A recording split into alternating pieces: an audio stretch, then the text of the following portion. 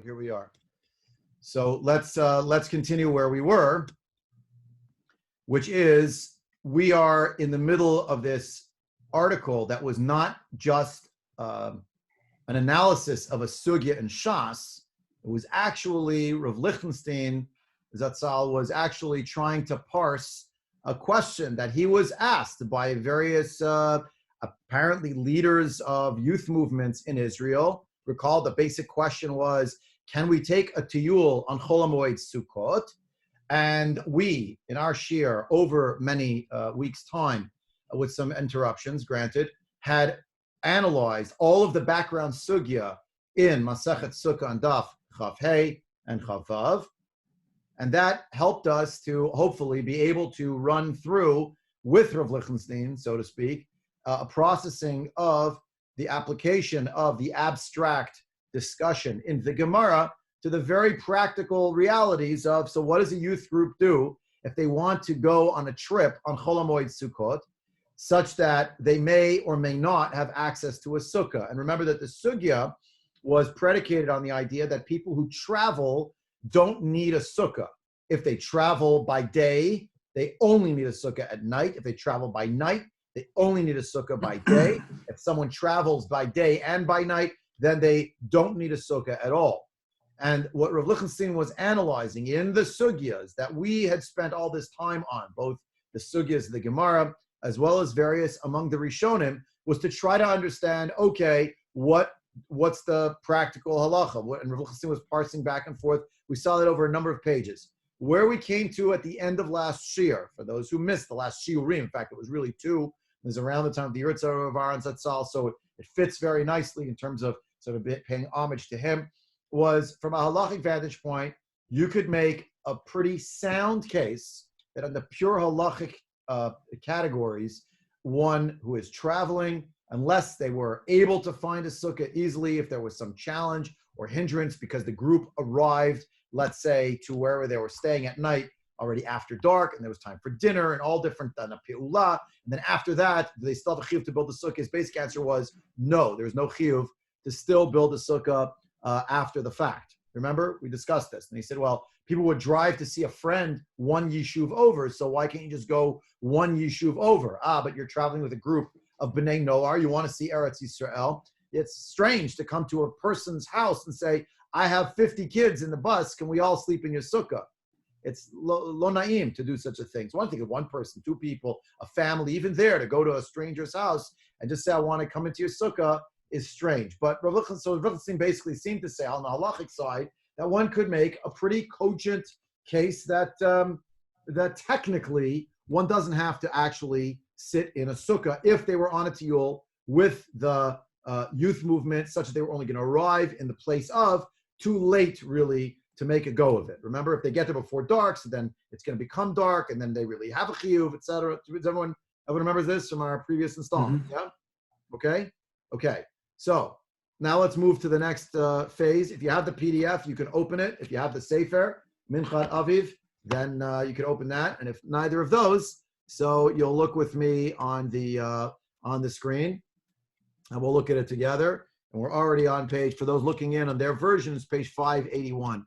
And I just think that the part that we're up to, even for those that are uninitiated, this is such a, to me at least, I hope it's true for you too, such a gripping part, what Lichtenstein is about, and what he's driving at, that I think there's an important piece of musar to take from it about mitzvah observance generally, and not exclusively as it relates to the technical halacha, but to a general approach to mitzvah observance.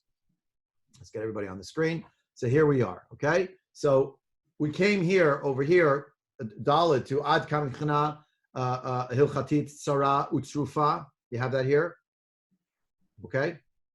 And we had read a few of these sentences. We're kind of going back on them, but the reason why I'm doubling back, and I think we should read to the end of this essay, is because, to me, I hope to you as well, by the time we're done, you see the considerations that Lichtenstein is going through. I pointed out last time, methodologically. He didn't just come in, yes, no. So, okay, let's go through the sugya. What are the issues? How can you build a case in one direction? Let me build a case the other direction. He chose between two, his machriya between the two, which one made more sense to him, but it did not mean that the opposite view was a zero. But then he writes the following, I'm right over here. Ad kan michna hilchatit tzara utzrufa, until here, from a halachic vantage point that is, let's say, narrow and refined. Like that's the pure halacha, what I've said till now. Bram, however, lamase, practically, pnei advarim shonim lechalutin, there is, the face of things is really entirely different. V'yesh litnaged betokef uv'charifut, with strength and with strenuousness, or with peak, mibchina erkit, hashkafatit v'chinuchit, from the perspective of values, of an outlook or a worldview, and educationally. L'tiyulim o mivtzaim hachruchim bebitul mitzvat Sukka. We had read this part last time. Still, from a values perspective, from an educational perspective, from a Hashkafa perspective, it would be wrong to do something that was called an educational tiyul, or to do some kind of operation that you know for sure means you can't be kind of the mitzvah of Sukkah. B'yachas l'kiyum o bitul mitzvah aseh, shurat hadin shel pturim formaliyim hama'afshim nituk mitzvah eina amat hamida biladit. Not the only yardstick is not exhausted in pure technical halachic terminology. And he just finished saying, like a good defense attorney, basically, I got you off. You know, I got you. Want to get out of the mitzvah of Sukkah as a mitzvah aseh because it's not convenient. It's not. Yeah, I got it. But it's not really the yardstick. V'af lo machrat. It is not decisive. Shelo deber al ha'arama mamash. We're not speaking here about someone who pulled a, what we'd say in English, shtick. That someone pulled a trick, some kind of a ruse. Which itself would be a problem halachically and from an ideational perspective on its own. Is not the place to exhaust it and to have an exhaustive study of that. Choser haya'anut lemitzvah b'milo hekefa afhu pagum. The fact that a person would be less than interested, the absence of interest to perform a mitzvah in all of its scope, that itself is a blemish. Gam k'shmudubar behit almut v'lo behit chamkut. Even when we're speaking about ignoring something and not where someone is doing something deliberately evasive per se. But you're going on this trip on Chol HaMoed Sukkot, and you know you can't really bring a sukkah along because it doesn't fit in the bottom of the bus because there's 50 kids, and you're not really going to build a big enough sukkah, and. So still, there's something's wrong with this picture. Adam misot tzarich liyot ravei she'ifa ukmiha, filled with aspiration and yearning, la mitzvot, to perform the mitzvot. V'lo chas v'shom liyoton kimasa otohu to'en b'doleit breira. It can't be that it's a burden that you're carrying on your back in some way because you have no choice. Umimenu umishtacher bizdamut harishana, that you're looking to try to get out of at the first opportunity. That's the whole root of the attribute of being zealous in the positive sense and excited, alacrity, you could say it in English more positively, about doing mitzvot.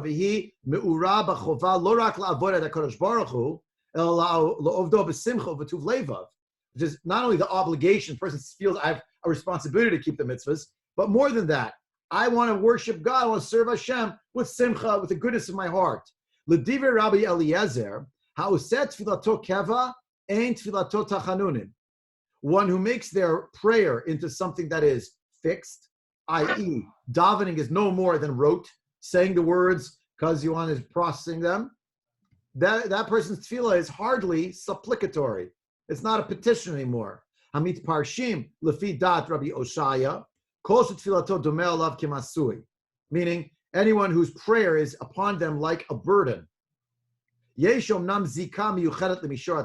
true, these sentences are more related, specifically to davening, to speaking to Hashem. But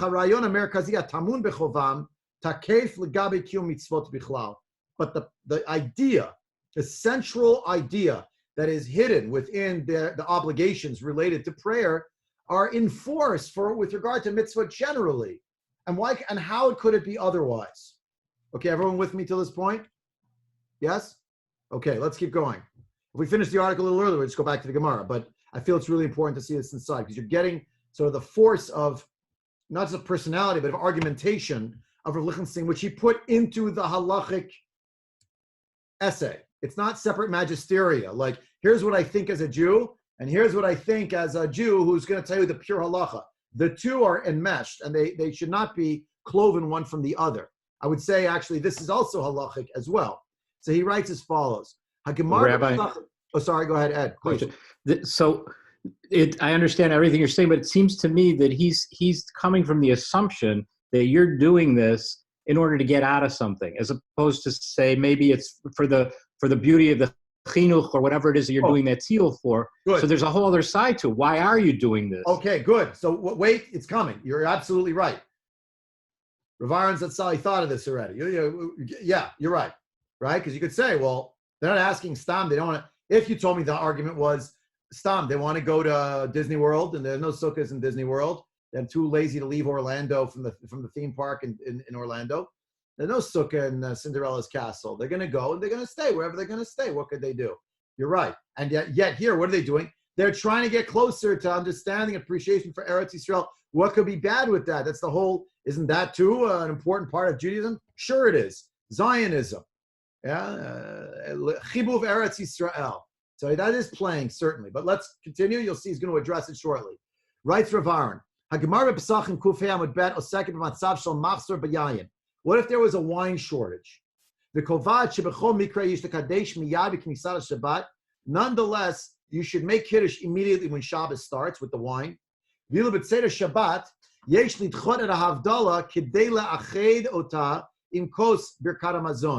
Shabbos is ending, you should extend Shabbos so that you could bench, and with the same kos yayin, use it for Havdalah, as we have done many times in congregation or Torah, and we will do Abayim Aleinu, many Shabbatot, Yom Tovim, we'll have Sudash Lishit again in Shul, right? But this is the halach. We have a shortage. Extend Shabbos so you can put the two things together. You bench, and then you go into Havdalah.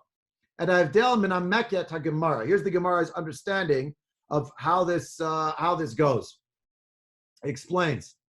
Shiny lan bein iyule yoma la'afuke yoma.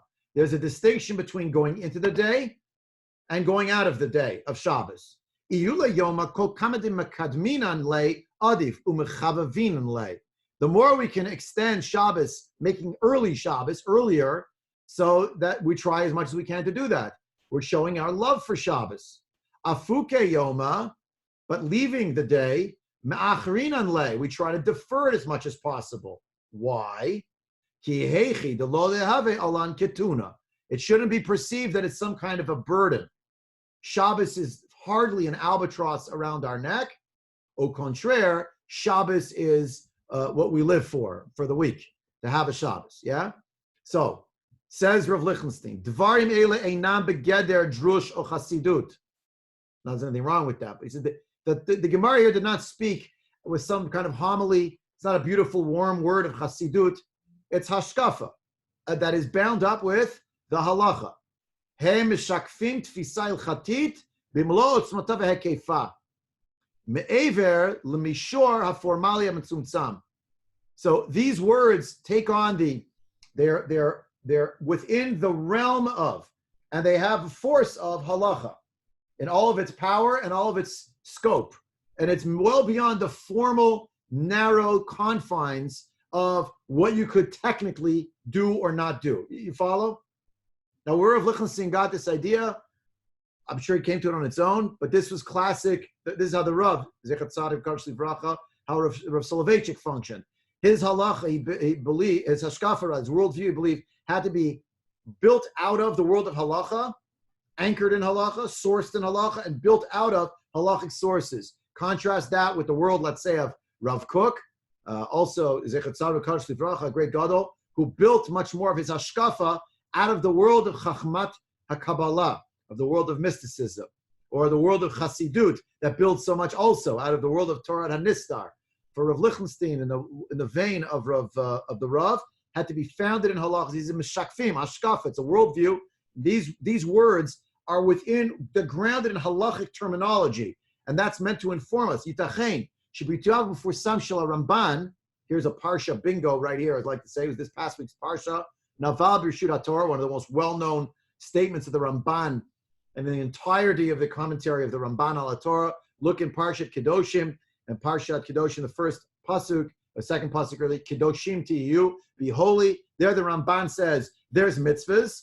And then there's a realm of the volitional. And he cautions a person, don't become a naval b'shira Torah. You could be a pretty despicable person and still be claiming that you're functioning within the confines of that which is permitted to you in the Torah. So whether that's a gluttony, whether it's a certain voluptuousness, I think would be the word, or licentiousness, person can make all sorts of claims. I didn't break the halacha technically. Yeah, but you could still be a b'shira Torah. So the Rav Aaron says here, okay, that statement, charif midai, imedubar beheder asir hatov, lumat pzila le'ever hara. You know, Navav b'shira Torah is a person is playing fast and loose with the rules. They technically haven't abrogated the rules, but they're skirting close to the line. I think that statement is probably a little too strong.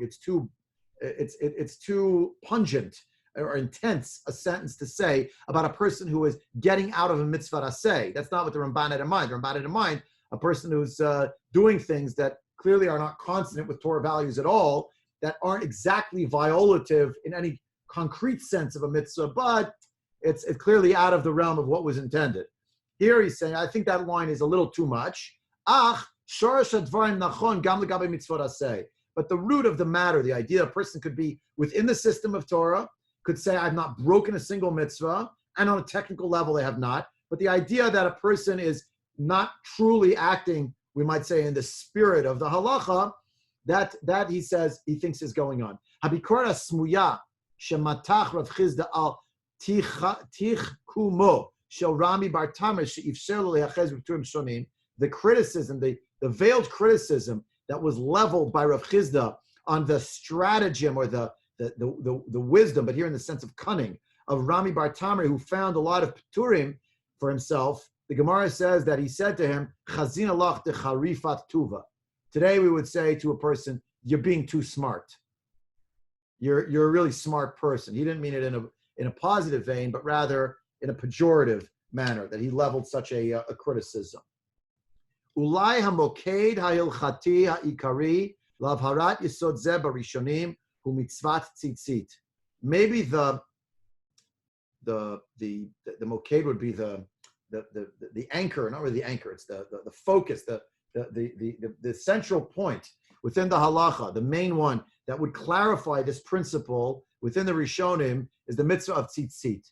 Omnam hikvar mofia behekshar zeh beGemara atzma. The truth is in the Gemara already this way. B'du siach, a conversation, bein hamalach v'Rav Katina, a certain amor named Rav Katina, a conversation, the Gemara says, with a malach.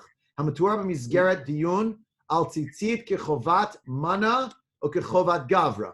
Is tzitzit an obligation on the object or an obligation on the person?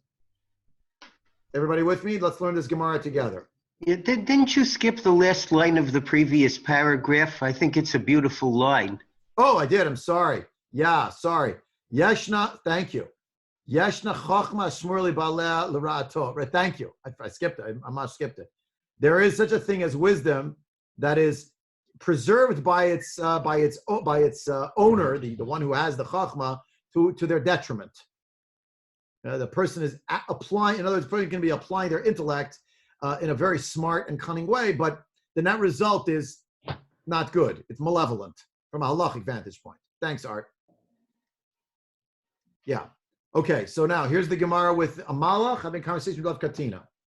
So you'll ask me a million questions. A malach having a conversation with an amor, like what's going on? I don't know. It was in a dreamscape. I don't know.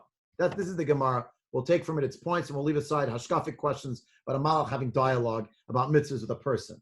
But he certainly wasn't teaching him the halacha. He was rather being exhortatory. The malacha ashkechel Rav Katina the michse sadina. This malach found Rav Katina was wrapped in a sadin, means some kind of a sheet. But Rav Lichtenstein adds here, beged patur mitzitzit. Okay, it was missing. It didn't require tzitzit. Didn't have four corners in some way. Amar le, the malach said to him, Katina, sadina bekaita, v'sarbala besitu. You're going to wear a sadin in the summer, and you're going to wear a special kind of a cloak in the winter. Tzitzit shel tchelet matehe aleha. what's going to happen with the tzitzit, meaning in the summer you wear this kind of garment, in the winter you wear that kind of garment. Each time, miraculously, you're skirting the law. You don't have to wear tzitzis on your beged because it's not chayiv in tzitzit. But he was criticizing him. Said Katina to the Malach, right? So Amar Le Anshitu Ese, effectively asked them, I mean, are you, you're saying I'm doing something that I'm liable for? I'm supposed to get punished for this? I haven't done anything wrong. It's not a crime. I technically I'm through. Amar Le said the Malach to Katina, Bisman Dika Ritcha Anshina. At a time when there is anger, doesn't describe what anger means, but some kind of whatever it is, some kind of judgment going on in the world.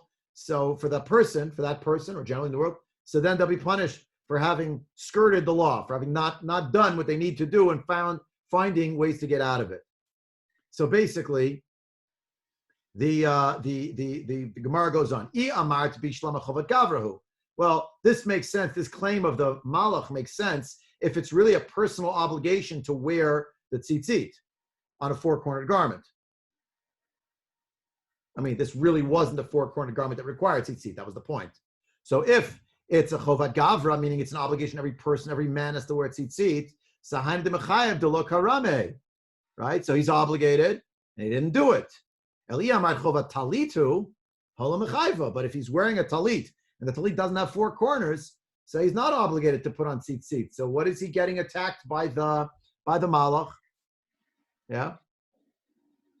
So elamai. So rather, what can we say? We could say, yeah, chovat gavrahu. We could say that it really is a chova, an obligation for the individual, meaning the person themselves really does have to wear it. Fair enough. We could say that. But at the same time, even as we're going to claim that, we have to deal with another layer. See if I can get it on the screen here. I somehow took myself off the screen. Can you still see it, or did I mess it up? We can still see it. There. Okay, yeah, good. So basically, what's going on is, he told him, well, if you think that tzitzis is on the person, so why should he be punished? You would understand why he'd be punished. He didn't fulfill the mitzvah he's supposed to fulfill. That the Amalek told him that. But if it's really on the object, on the garment, so what's wrong that he didn't? He's exempt, right? So then you're going to say, oh, okay. Well, if that's true, so let's perhaps conclude indeed that it really is a chovat gavra. Elamai chovat gavrahu. So that's true if a person's wearing the talit and they're obligated to wear it. But in this case, the whole premise of the story is that Katina is being berated for wearing a garment that he's not obligated to wear tzitzit on. It's not four-cornered garment. So Rabbi Engel, is he asking, it's a mitzvah say, everyone agrees it's a mitzvah say for right. tzitzit, right? Right.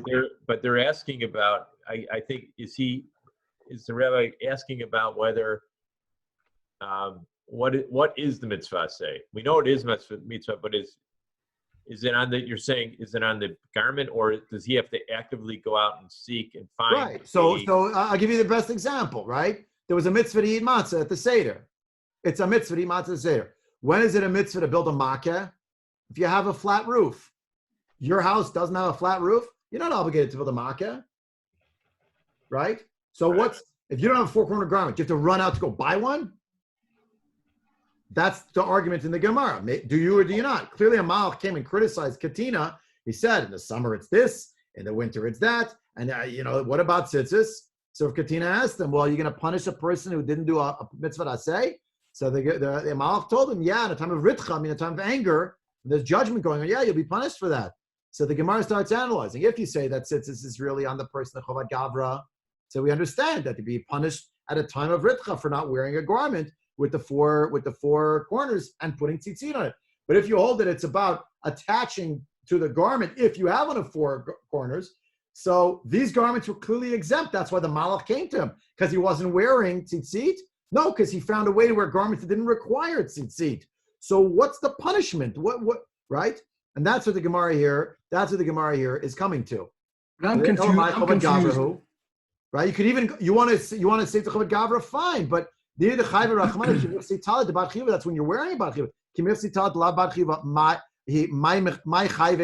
The Gemara concludes, this is what the Malach was telling him. Titzdiki lemiftar nafshi mitzitzit. You found such good strategies that you got yourself out of having to wear the tzitzit? Rabbi? Yeah. I'm confused on one point. So if you're mechuyav, the Torah says you have to, the tzitzis is midoraita. So Right. Sukka is also midoraita. So if you're going on a sukkah, it says in the Torah you have to sit in the sukkah 7 days. So you're mechuyav to eat in the sukkah, just like tzitzis. Okay, yeah. I'm cutting you off right there. The Mishnah on Chav Zayin Amid Aleph, Haba Aleinu L'Tova, that's Rabbi Eliezer's position. Rabbi Eliezer's position is going to be, you have to sit in the sukkah 7 days, means you have to sit every day, and according to Rabbi Eliezer, you cannot leave your house because you need to be in your sukkah, because you need to eat 2 meals a day, 14 meals over the 7-day period of Sukkot. You're correct. Right. But remember, right now, what are we up to? We're not up to that yet. By what we're doing now, that's Rabbi Eliezer. By the way, we don't hold like Rabbi Eliezer. We hold instead Teshuva Kain Taduru. You have to live in the sukkah like you live in your house. If you're not in your house, because you would travel for a business, so you wouldn't say, I have to stay home because I can't leave my house. You'd say, I have to travel for business, I have to leave, so I have to leave. I don't have a sukkah. That was the whole halachic part of this discussion. So why is Rav Lichtenstein Zatzal, why is he making a reference to tzitzis with the reference of the sukkah? He's only giving an example of saying that here's going to be an example. We'll see now the analysis. We didn't get the analysis, but what we see in this Gemara is that a Malach came to give Musar to one of the Amoraim for finding a way to say, I'm not in a situation where I can perform this mitzvah now. The Malach said to him, you're looking for ways to get out of performing the mitzvah of tzitzit? Implicit in the Malach statement, Yeah. seems, is that the Amora is malevolently motivated. That he's purposely wearing a garment to get out of the chiyuv of tzitzit. That's the given in the problem. Yeah, okay. That's the given in the story, in other words. And that and by the way, if you ask me, like, again, and you say there's a lot of Hashkafic problems with this, I think that's why there's a Malach in the story. Yeah. Right? The Malach, so to speak, knows things from Achor Pargod, and the guy's hooked up to the polygraph machine, so there's no lying. And he tells him, come on, the summer you wear that, in the winter you wear that, and somehow mysteriously you never perform the mitzvah. So the question is, but how can I be punished for not performing mitzvah d'oraita? That's obligatory when I have a 4-cornered garment. You understand? Right. Nobody holds that the mitzvah of tzitzit is the same thing as the mitzvah of taking a lulav, or eating matzah, or putting on tefillin. We don't realize this because we say Parsha of Tzitzit every time, right? But actually, if you don't, and that's what the Gemara is debating. Well, maybe it is a chovat gavra. Maybe if you don't have a 4-cornered garment, you should run and get it. The point of this Gemara is, no, really, you're right. You're not really a chovat gavra unless you own the object. It's really about the object. But how come you didn't want to run and get the object? That's the last line. That's what the rebuke is here. Understand? So now look at now let's keep going. You'll see the analysis. Could it be that the malach is not saying it's you're not going to get punished? It's not a mitzvah, but bisman de'ika ritcha, you're not going to have like the protection of an amulet, like of a tzitzit that will be a protection. It's not because of it's not that you didn't lavor on a naseh or anything. It's just you didn't have the protection of amulet. Yeah, but I prefer not to use language that speaks about like magic and like amulets and protection like in some mystical way. It's very simple. Bisman de'ika ritcha means when it's a time of din, when you're being judged, when it's a time that, sort of calling in the cards. So did you do the mitzvahs? Did you care about them? You're being held to account. So bisman de'ika ritcha anshina, that there will be a punishment, i.e., the Ribono Shel Olam is looking at, so to speak, at the performance level. What was the attitude? What was the approach? But I don't want to view it as like it's the protection.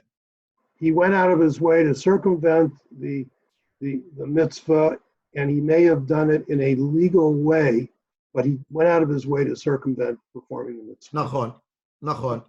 And the point is, it's not actionable literally, but when it's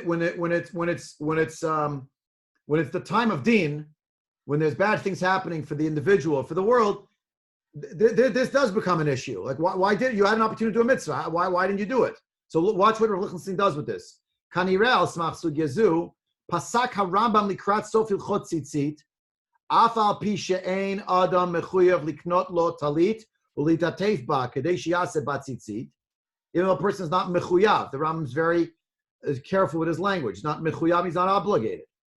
Right? 1 second, Ed, I'll come to you in a sec. I see your hand is up. So wait 1 second. Ein ra'ui la'adam chasid she'yiftor atzmo mitzvah zu. It's not appropriate that a person who is pious should try to get out of doing this mitzvah. La'olam yishtadel liot atuf b'chsura mechuyavet b'tzitzit k'dei she'yekayem mitzvah zu. So they could fulfill this mitzvah. You should try to be wrapped up in something that is obligated. Now, let me read one more line here. Give me 1 more second. Rishonim acharim af hirchiva yiriyah.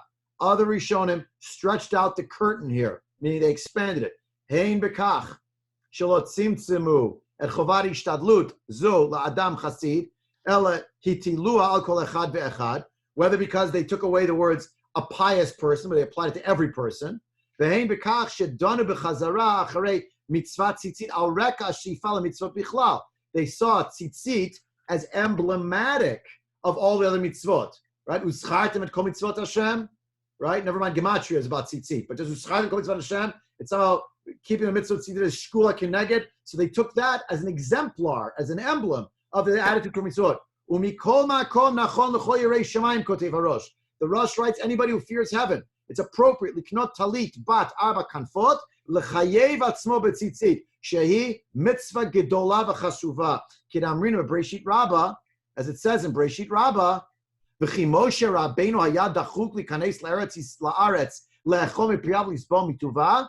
In our parlance, do you think Moshe Rabbeinu wanted to go into the land of Israel as a tziyonisher so he could eat falafel and steakim? Chas v'shalom. Elakach amar Moshe. So said Moshe. Mitzvot sheyuchlu lihitkayem al yadi yitkaimu al yadi. Rather, his attitude was a mitzvah that I can perform personally. I'd like to perform personally. The superscript 7, if you scroll down, it tells you the Gemara in Sota on Daf Yud Dalid has a bit of a variant nusach, but it's the same idea. Who said this? The Rosh. In the Tosafot Rosh Masachet Nida. He wrote this about tzitzit, but he expanded it outward to encompass so many other mitzvot. Ed, you've been waiting patiently. I'm so sorry. Doctor. Oh, that's okay. I think the tone was kind of nefarious. It's not that necessarily that somebody is going out of their way not to be able to perform or to get out of doing the mitzvah. It's just that they're not going out of their way to actually perform the mitzvah. That's really what you should be striving to do. Yeah. Just like building the fence or the sukkah or any of those things. Yeah. Agreed. Now, if you keep going, you watch this. The chutznikim are about to get an honorable mention, which is rare, but we get one here. If that's true with regard to a mitzvah that one can fulfill all the time, there's no day of the year that a man can't perform the mitzvah of tzitzit. So the gabe mitzvah immediately or shito rak shavua echad b'shana lachad kama v'kama. If you have a mitzvah that you can only perform for 1 week, all the more so you shouldn't find ways to get out of it. You should be running. I want to do this mitzvah because I can't do it the rest of the year. Ve'onam etzem ha'she'ilah shehi mufneit al yedei tnuat noar ba'aretz hadogelet b'chinuch la'avodat Hashem v'yirat shamayim. Here we're back to the consideration, Ed, that you mentioned before.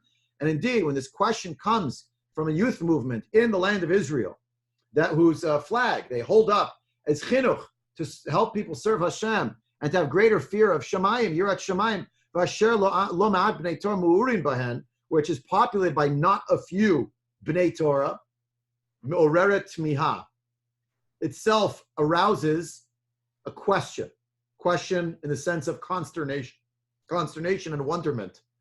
Shahiti esrot shanim b'chutz la'aretz. B'mekomot shebahem mitzvah Sukka bichlal lo hayta begeder mitzvah kala. I lived for decades in chutz la'aretz in places where the mitzvah of Sukkah was not easy. It was not a mitzvah kala. Umeolam lo nishalti al efsarut lismoch al ptur ochei drachim shenimtzaim b'merchak ma'am yisukah b'meshach hayom. I never heard anyone ask the shaila, they're traveling during the day, a distance, they want to get out of having to sit in a sukkah. Haim Eipam. Did it ever happen? Allah al dad ish asakim hashoef liot zahir b'kalik v'chamura. If there was a businessman whose aspiration was to be careful for simple or easy to perform mitzvahs and more stringent ones, umistovev l'regel inyanav bein gordei shchakim, skyscrapers, believe New York. Did it ever happen that that person thought to themselves in their skyscraper, looking out the window, I don't have a sukkah nearby. Of course, Rav Lichtenstein lived in New York many decades before, when there weren't yet all the restaurants that are existing now. But okay, but that's the point, yeah? When it wasn't so easy. Klum chashav pam student haroeh atzmo kemushrash b'torah v'yirat shamayim v'izdamein lo lishot yom aroch b'sifrat universita shiuchal b'miznon mipnei she'akampus enu mitzuyad b'sukkah. There's a student who's on the campus, and he's in the library all day. So the person's thinking, I'm going to eat in the cafeteria because there's no sukkah on my campus. It's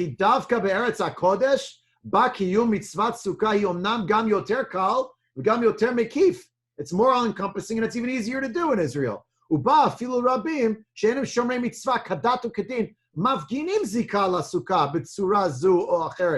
people who are not even shomrei Torah mitzvahs properly, generally, they're running to find a connection to the sukkah in one way or another.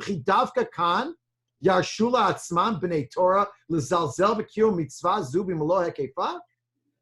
So the people who are dafka, more religious, more connected, they're looking for a way to denigrate the fulfillment of this mitzvah in its entirety. Yadoa gam eida ki rabim asovim ki yesh erech chinuchi rav l'tiyulei tnuat nor b'mikama panim. Sorry, I know. Yadua, it's known, and I'm very well aware that many of the people are of the opinion that there is an educational value, a great educational value, to making these youth movements go on trips for certain reasons, mainly, I know it comes from a place of wanting to deepen one's love for and connection to Eretz Yisrael. And they say Davka Chol HaMoed is the best time for it. I know all of that. I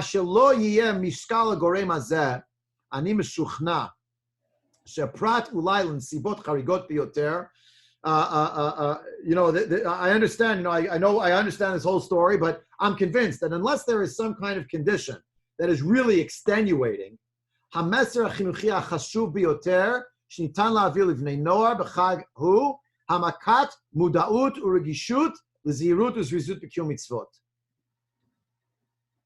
Yeah? I think that the main message has to be the deepening of knowledge and sensitivity and care, vigilance, and alacrity in the performance of mitzvot. Gam im ze karuch b'kshayim mesuyamim v'afilu doresh korban. Even if there'll be certain challenges and difficulties, even if there'll be some sense of sacrifice. Im omnam ro'im tzorach b'kiyum tiyulim b'vakasha. If you think there's a need for the tiyul, then go for it. Do it. Divi Rabbi Eliezer. משבח אני את העצלנים שאין יוצאים מבתיהן ברגל, דכתיב שמחת אתה וביתך, לא נפסקו להלכה. The truth is, Rabbi Eliezer, I mentioned him before, Ira, to you previously, he thinks it's a chiyuv, but then he writes, I also give praise to the lazy people who don't leave their own house. We'll see that on Chav Zayin with Bet, about Aleinu Latova. I'm very happy people stay home with their family. Why? Because you and your family, your household should rejoice. So according to Eliezer, it's going to be a question, can you go to your friend's sukkah and be a guest in your friend's house? Spoiler alert, probably for Rabbi Eliezer, probably not. He's got to be home. So I praise the lazy people who don't leave their house. It's true, says Rav Lichtenstein, lo nifsikul Allah. We don't pass like that lacha. It's probably not true for single people because they don't have a household in the same way. They've never been married, they don't have children. So ach im yotzim, but if the people are going to decide they're going somewhere on a trip, sheyidagu, they should be concerned. Lo pachot me'asher lemasayot umemiot. Just like they're going to take a vehicle, a truck, to take the stuff, the tziyud, and they're going to make sure they have water. L'madrichim u'mulavim, they need the guides, they need the escorts. V'chol eila kamuvan chashuvim v'af echrichim, all these things are important, and they are also essential. L'tnaim ha'afsharim, the conditions that will permit Kiyum mitzvat sukkah k'ilchata, they should make sure also to take the sukkah along, or to find a way that they can be able to take the group to the sukkah. Muftachni b'roshei hatnuot shebamakom she'atzorach murgash v'aratzam kayam הם מסוגלים להתמודד עם בעיות טכניות ולוגיסטיות יותר מורכבות. I have all measure of confidence in the heads of these movements that when it's necessary, when they feel that it's necessary, when they have the will to do it, they are well able to contend with any problems, technical or logistical, that are much more complex than making sure that there's a sukkah. B'siyata, de'apores sukat shalom al amo Yisrael yatzlichu v'yizku v'le'argein tochniot she'te'ankena nofesh v'chinuch, with the help that the one who spreads his canopy of peace upon his nation Israel, that those with the help of that one, may they be successful. May they merit to organize programs that will bring enjoyment and education, pleasure, but also to elevate the people who are on the trip.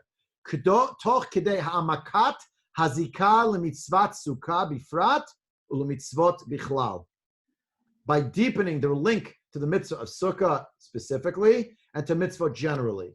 Kach amar hagadol shebe'ohavei haaretz v'nechsafim la.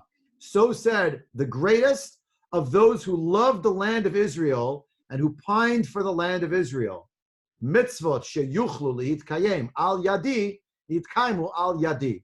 The mitzvot that can be performed by my hand, said Moshe Rabbeinu, shall be fulfilled by my hand. And he signed it, Gemara Chatimat Yuvah, B'chag Sukkot Sameach. It occurs to me that everything that we just read today is in some way an explanation of the famous pasuk from the Tochacha and Kitavo. Why are you getting all of these punishments? Yan ki lo avaretat Hashem Elokecha b'simcha u'v'tuv levav. Excellent. Excellent. I hope it would never be true, but point well taken. Point well taken. Yeah, point well taken. And what you see here, and this is why I think it was important to read through this entire article and all of its whatever is 10 pages, which I know is a departure from staying on the daf. Granted, I told you I had my bias because it's Rav Lichtenstein, and he actually was on the sugya. And unlike sometimes when it's very conceptual and kind of very hard to hold cup on what's flying, he actually got down to brass tacks. But you also see the way, I would say, as a posek, and he was not known to be a posek generally, but they clearly asked him, Shali answered it. It wasn't enough to just dispense with the shoot SMS, the shiur tshuvot SMS, the text. Yes, no, mutter, usser. There are broader considerations and more complex considerations at play.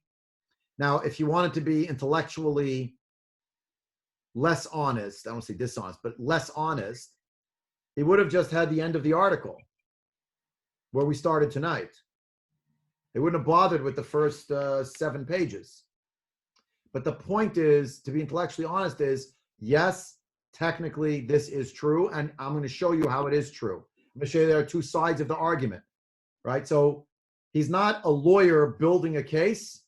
He's a posek looking through the different variables, and after having made the case to be matir, saying, but what's the bigger picture that's absolutely getting lost here?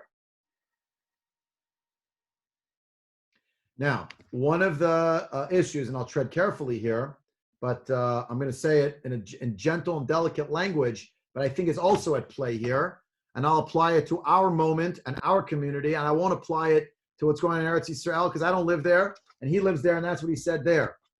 But one of the critiques that in some quarters we hear, unfortunately, against our world that is in America, Dati Leumi, religious Zionist, and that loves Eretz Yisrael. Granted, for various reasons, we don't live there either now, or we never lived there, or we don't know if we'll ever live there. Granted, but one of the critiques that's oftentimes leveled against us is the critique that we have elevated the love of Eretz Yisrael either to the detriment of the mitzvah observance generally, or somehow as a substitute to mitzvah observance generally. I don't mean it entirely, but that there's some erosion of one's commitment to halacha as the be-all and end-all of how we function as Jews, and that one's Zionist inclinations are going to rule the roost about how decisions get made. So an example of that could be, as an example, and it's for a separate topic, the whole question of whether one recites Hallel on Yom Ha'atzmaut. I have a lot to say on the subject, on that halachic sugya. That halachic sugya cannot be parsed by virtue of beginning with, well, we're Zionists, so of course this is what we must do. Because we know full well that many great poskim in Eretz Yisrael, not a few among them, who are tzionim, l'chalutin, paskin, not to say with a bracha. We know also there are poskim with great statues said you should say with a bracha. We know there were great poskim who held you should not say Hallel at all, not with a bracha, not without a bracha, and they held themselves to be the greatest tzionim. This is a reality. But when what controls the horizontal and the vertical of halachic decision-making is some other consideration other than the pure halacha, then we get into trouble. That's before we start getting into probably other issues, which in many cases we're Kanai Nahara, we just passed 72 years. So in our shul's case, we are over 50 years old, Kanai Nahara. So we didn't start the minhagim of our shul last year, not 5 years ago, not 10 years, 5 decades this way. Eretz Yisrael, 7+ decades. Wow. So if that's what we're up to already, all this time, that come and keep relitigating, and the conditions and the considerations are litmus tests. If you believe, then you'll make the halach decision this way. If you don't believe, you'll make it that way, right? And to Ed's point, that's the way, yeah, there, right? You could have heard the echoes of a Zionist leader saying, well, connecting to the land of Israel, so if we have to set aside the mitzvah of Sukkah, and technically there's a way to do it, there's something more important than the mitzvah of Sukkah. I'm in the Sukkah called Eretz Yisrael. What could be better than that? You could have heard that argument being made, but not from Rav Aharon's, that's all. Because his way of doing it was to look first, what's the pure halacha, and what are the broader educational considerations and implications as well. I thought this was just a perfect article that fused our learning Gemara, Rishonim, Achronim, seeing a practical case, but also getting something about how his Hashkafa was not built, even the part, the so-called exhortatory part, it's like Musar. He didn't say, I think if you care about Hashem is what you should do. So let me tell you about, and Ira was asking us before, what do you bring up tzitzis? Because tzitzis is a good example. If you don't have four-corner garment, you don't have to wear tzitzis. You don't have a house, or you're traveling, so you have to live in your house. And indeed, Rav Lichtenstein leaves that flexibility open.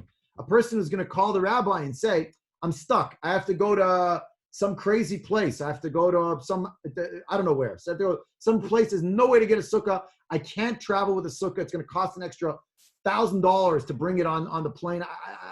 So you tell a person, you're going to eat shahakal the whole time. They're going to say, I need to eat bread. I don't function that way. You say, okay, so halachically you can make a case. Understand? But if you're going to your trip out of Chicago, as you're making a big trip to, I don't know, Boca Raton, Florida, you can't find a kosher restaurant with a sukkah. Of course you can. And so on and so forth. Yeah, I made up Boca. But, you're going to Israel. So you're in Eretz Yisrael.